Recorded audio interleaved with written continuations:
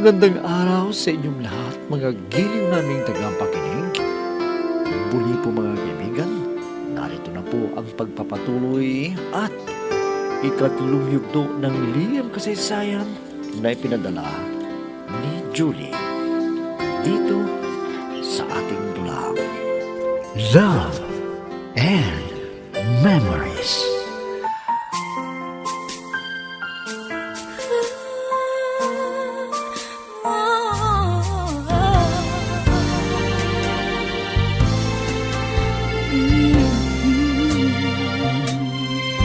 Hindi natin maiwasan na magmahal na lang bigla. Naipasok ako ng pinsan ko sa trabaho at si Kuya Leroy ay hinanap niya ako para pabalikin sa bahay. Pero sinabi ng auntie ko na may trabaho na ako, kaya hinayaan na nila ako. Masaya ako dahil may sarili na akong pera pag nagsahod ako. At minsan ay maaga akong pinalabas ng pinsan ko para umuwi. Pero hindi na ako umuwi, kundi gumana pa.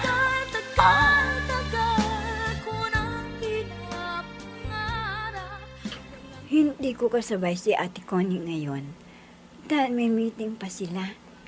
Kaya mag-isa kong uuwi. Maaga pa naman. Kaya maglibot muna ako dito sa mall. Para sa susunod na sahod, ay alam ko na ang bibilhin ko. Teka, sino kaya itong masasalubong ko? Naon na yatang lumabas kaya sa akin. Ayan, malapit na siya dito sa kinaroroonan ko. Kunwari, ay hindi ko siya napansin. Tingnan ko kung kakausapin niya ako. Julie, bakit nandito ka pa? Maaga kang lumabas doon sa trabaho mo, ha? Oo nga, kasi hindi ko makakasabay si supervisor. Kaya mag-isa kong uwi doon sa tinitiran ko. Ganun ba? May tamang-tama.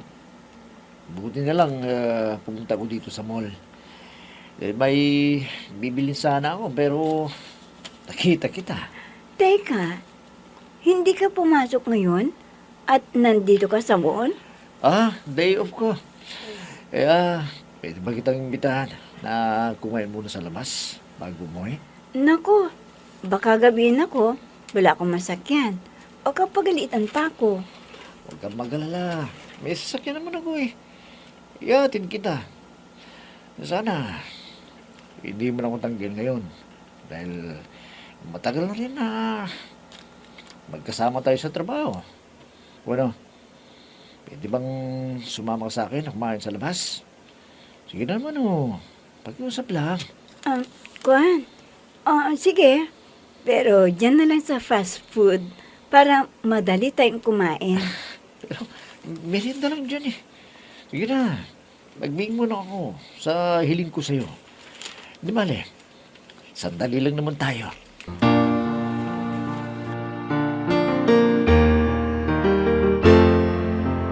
I'm so blessed I have you, 'cause you gave the world to me.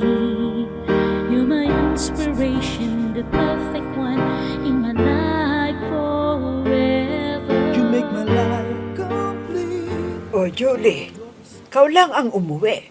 Nasaan ang pinsan mo? May pinuntahan ba siya? Kuan po, auntie, may meeting po sila. Kaya pinauna niya akong pinauwi para may kasama na po kayo dito sa bahay. Ay, naku, ang pinsan mo talaga, oo. Laging nag-aalala sa akin. Di man ako maapektuhan sa mga sinasabi niyang masasamang tao, eh. Siyempre naman, auntie, mahal na mahal kayo ng pinsan ko at nag-iisa na kayo na magulang niya. Kaya ayaw niya na may ibang tao na mananakit sa inyo. Di naman siguro mangyayari yan sa akin. Dahil wala naman akong inaaping tao at saka tumutulong naman ako sa mga nangangailangan. Oo nga po, auntie. At alam ko na hindi rin kayo pababayaan ng mga kapitbahay dito. Dahil kung ano man ang tulong ang kailangan nila, ay handa kayong tumulong. Tama ka dyan. Oo nga pala. Halika at may niluto ako na alam kong gustong-gusto mo ito. At doon na tayo magkwentuhan sa may hardin para makita ko yung pinapagawa ko doon sa may hardin. Halika!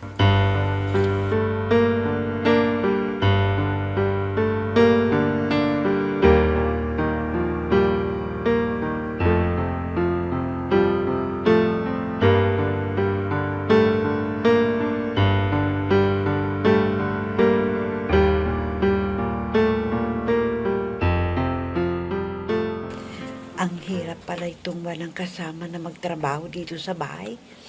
Ewan ko ba kung bakit nagawa kong pagsungitan si Julie. Wala naman siya masamang ginagawa. Mahirap kasi itong nangyayari sa amin ni Leroy eh. Hindi naman niya ako maiintindihan. Pag may gusto ako, hindi niya ako pinagbibigyan. Sana kahit nandito lang ako sa bahay, ibigay naman niyang tamang pangangailangan ng kanyang mga anak. Parang nagbago na siya sa akin. Huwag niyang gagawin na baliwala ko. Dahil nagtitiis ako. Kahit anong hirap ko dito sa bahay, hindi niya ako niyayayang mamasyal para maliban man lang sana. Kahit marami akong gagawin dito, sana isama din ako sa labas. Kasama namin ang mga anak ko. Ang mabuti pa, kakausapin ko si Leroy para masabi ko sa kanya ang pagkukulang niya sa amin.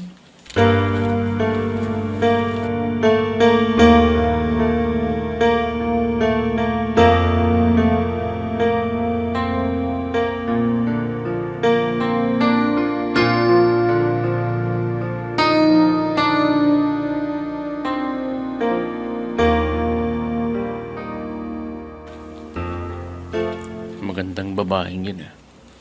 Parang nag-aakit sa akin. Pero sinabi ko sa kanya na may asawa na ako at anak. Baliwala raw sa kanya. May malakas pa rin pala akong appeal para sa iba.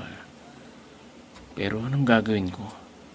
Sigurado na magagalit si Siling kung mabawasan ang sahod ko.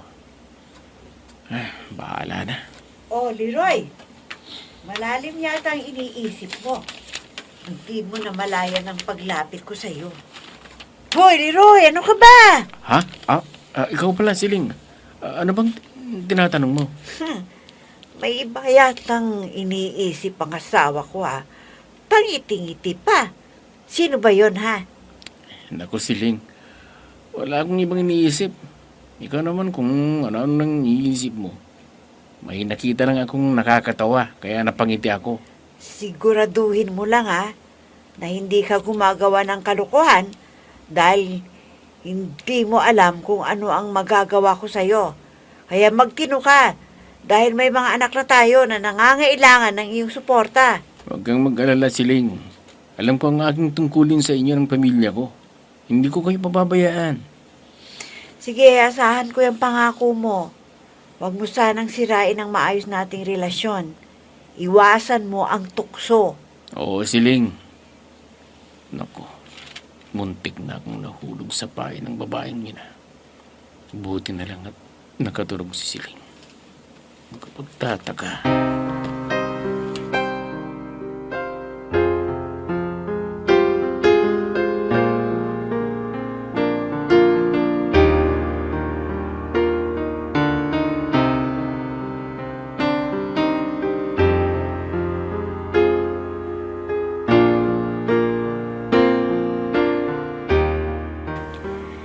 Naku, friend. Buti naman at dinalaw mo ako rito. Siguro may maganda kang sasabihin sa akin na ikatutuwa ko, no? Aba, friend, nahulaan mo, ha? Siyempre, hindi naman kita kakalimutan na kaibigan ko, eh. Kaya, yung hiling mo sa akin ay pagbibigyan ko na. Talaga? Wow! The best ka talaga, friend. Tinutupad mo ang mga pangako mo sa akin. Kaya naman, mahal na mahal kita eh. Oo naman. Ikaw lang ang pinagsasabihan ko ng problema ko. At gumagaan ang problema ko dahil sa iyong mga payo sa akin. Oo, friend. Basta ikaw. Matagal na tayong magkaibigan. Mula pa bata tayo hanggang ngayon. Ito, nagtutulungan tayo. teka nga muna. Day off mo ba ngayon? Siyempre naman. Kaya ako ay gumala at mamamasya tayo para makapagkwentuhan hanggang mamayang hapon. Buti naman. At pinayagan ka ng auntie mo. Hindi ba siya mahigpit sa'yo? At hindi rin ba siya nakikialam sa gusto mo? Hindi, friend. Mabait at maunawain ang auntie ko na iyon. Tingnan mo ha, inampunan niya ako. Libre ako sa pagkain at tirahan. Swerte mo naman, friend. At nagkaroon ka ng mabuting tao na auntie na handang tumulong sa'yo sa lahat ng kagibitan mo. At sa kanya ko nadama ang pagmamahal ng isang ina. Kaya masaya na ang buhay ko ngayon.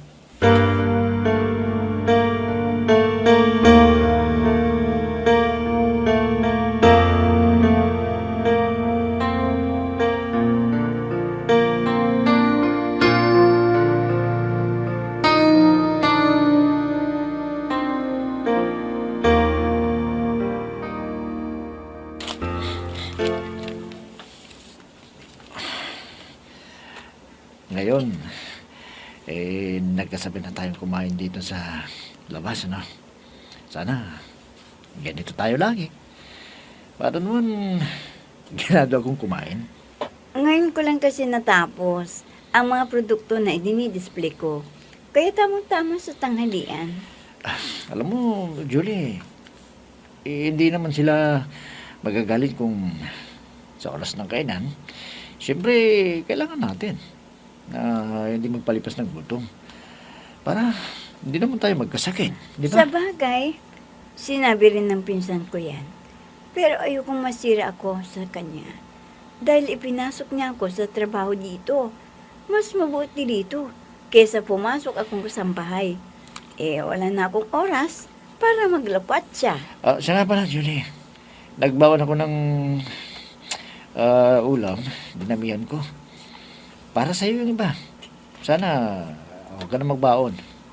Ako na lang yung bahala. Naku, hindi pwedeng hindi ako magbaon.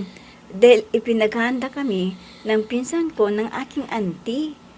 Ganun ba? Pero hindi bale. Sana pagdating ng kaarawan mo pagbigyan mo naman ako. Kain tayo sa lamas. Juan, sige na nga. Baka sabihin mo na masyado akong mapili sa mga kasama sa trabaho. Kaya lang, ayokong mapintasan ng pinsan ko para hindi man siya mapahiya dahil sa akin.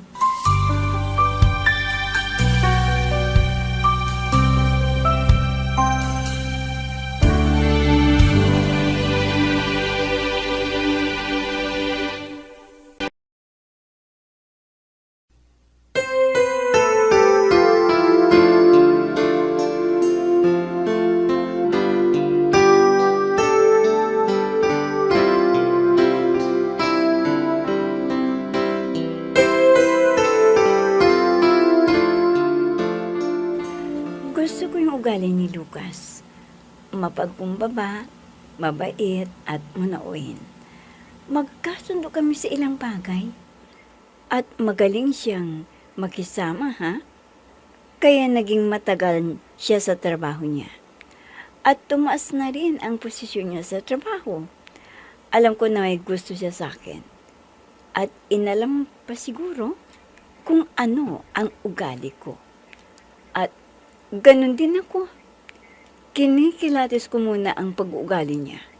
Baka ang pinapakita niya ay pekeng ugali. Para lang wala akong maipipinta sa kanya. Kailan kaya siya magtatapat sa akin? Dahil may pagtingin na rin ako sa kanya.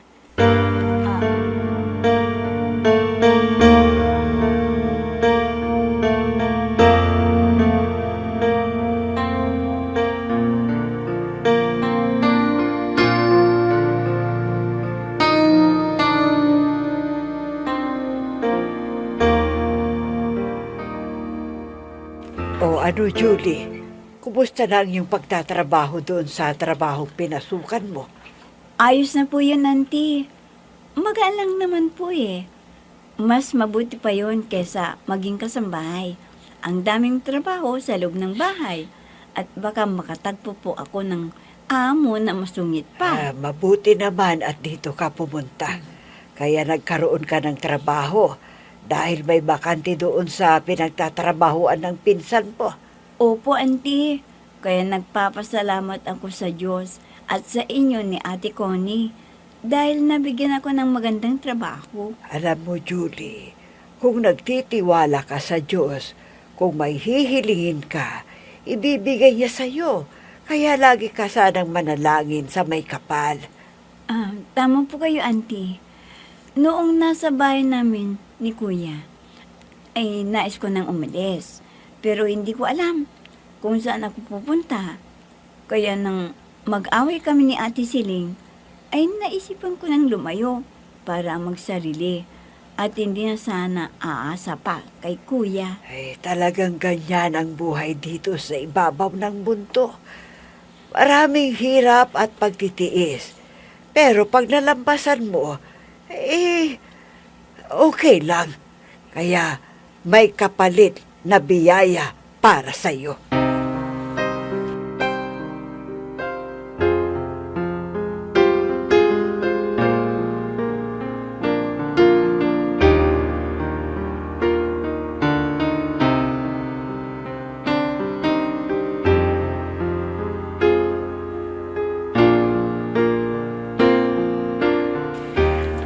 Alam mo, Leroy, kung hindi pa kita sinita, siguro lagi kang atrasado sa pag-uwi.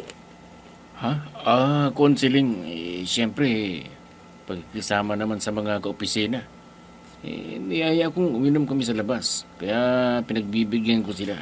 Mabuti sana kung minsan lang. Hindi! Ilang beses na. Kaya pati sahod mo nababawasan. Alam mo naman na nagpapagatas tayo. Bumibili ng ulam at iba pang gamit dito sa bahay. Sige, tama na yan. Baka magalit ka na naman at mag-away pa tayo. Talaga! Ayokong nagkukulang ka sa amin ng mga anak mo. Unahin mo muna ang para sa kapakanan ng pamilya mo kaysa sa barkada. Ayan mo. At nabulat agad ako sa mga sinabi mo sa akin. Kung hindi, baka nasarin na akong makipagbarkada at baka mapapayaan ko kayo. Oo nga eh. Alam mo, lagi akong kinakabahan. Lalo kung umuwi ka ng atrasado dito sa bahay. At may bawas pang sahod mo na binibigay mo sa akin. Mahirap pala pag may bisyo. Dahil napipirwisyo ang budget para sa ating mga pangangailangan.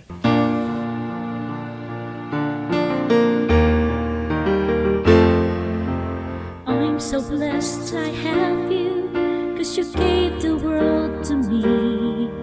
You're my inspiration, the perfect one in my life forever. You make my life complete.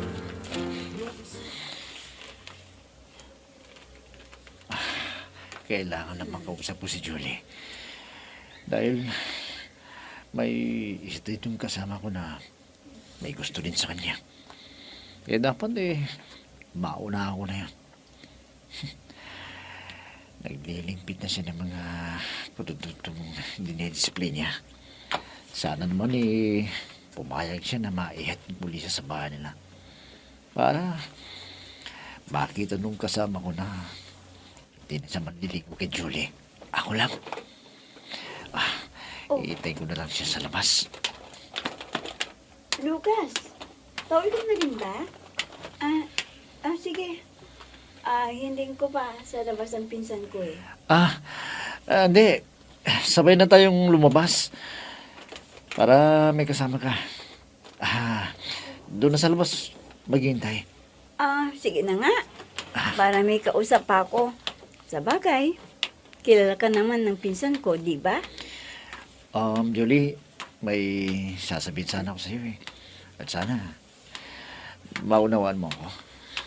Anong ibig mong sabihin, Lucas? May problema ka ba sa akin? Kaya ganyan ang sinasabi mo? Kung kasi, kinausap kong pinsan mo at nagpaalam ako sa kanya na ako nang maghahatid sa iyo. Ano? Hindi mo ba uuwi ang pinsan ko? May pupuntan pa siya eh. Oo. Dahil, hindi mo alam, may nobyo rin ang pinsan mo. At kakain sila sa labas. Ano, pwede ba kitang ihatid? Para magkapagkwentuhan naman tayo. Doon sa bahay ng pinsan mo. Sige na, Julie.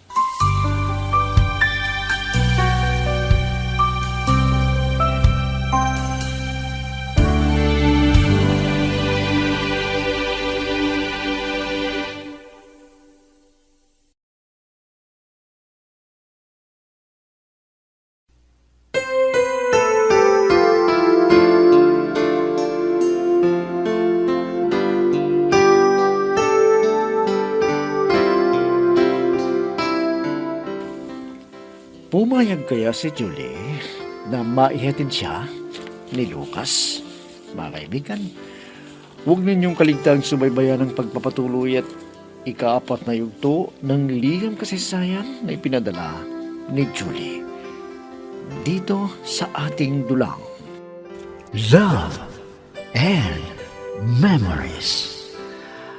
Mga nagbibigay buhay sa ating dula ay sina Mayra Abrihal Narnola, Susan Malikdem, Robert de Guzman, Yehuda Ismael, Eva Alcoriza, Jun Cabato, Ami Diaz, at si Oscar Ora. Technical supervision at musika ni Oscar Ora. Nilapatan ng tunog ni Robert de Guzman. Mula sa panulat at direksyon ni Ami Diaz. Love and Memories. Inihahandog sa inyo ng F3 Recording Studio para sa Pambansang Radyo ng Pilipinas, Bombo Radio, Philippines.